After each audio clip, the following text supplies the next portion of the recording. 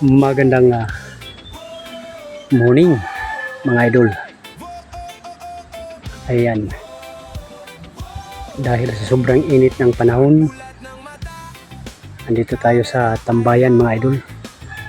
Yan, ito yung tambayan ni idol pag ganitong mainit ang panahon. Yan, dito po ay talagang napaka-presko. Yan, kaya lang mga idol, hindi ko masyadong nalinisan dahil nga busy pa, yung mga nangahulog na mga dahon mula rito sa punong mangga.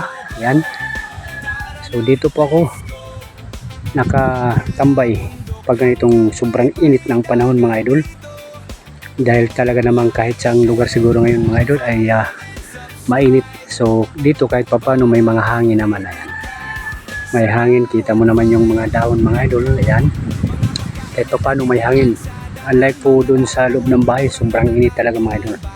Ayan, ayan, andun yung kalsada, yung National Road.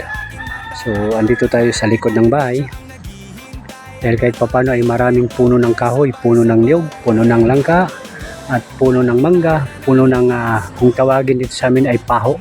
Yan, pero mangga pa rin to mga idol kung sa Tagalog siguro, pero sa amin dito kung tawagin ay paho.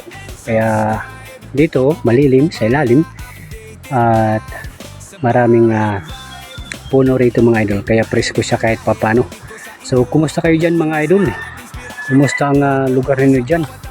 Mainit po ba tulad ng dito sa amin? Ayan, akyat pa tayo ng konti. Ayan, ganito yung sa lugar namin dito mga idol. Ayan, dati may bahay yan dyan mga idol, may bahay yan dyan, ngayon wala na. Ayan, so ito yung punong mangga, tabi-tabi po. Ayan, kayas kitang kita yung kalsada nasa yung kada mga idol. Ayan, maraming mga idol, sana ay okay lang kayo dyan sa inyong lugar kung nasan man kayo sa mga oras na ito mga idol. Ayan, maraming mga idol.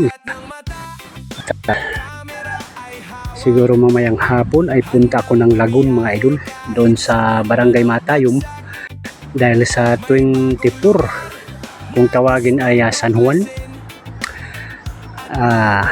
Pupunta ko doon mga idol, dahil talagang dinarayo ang lagoon na yan mga idol, man-made lagoon yan mga idol. Dinarayo tuwing taon-taon po yan, 24.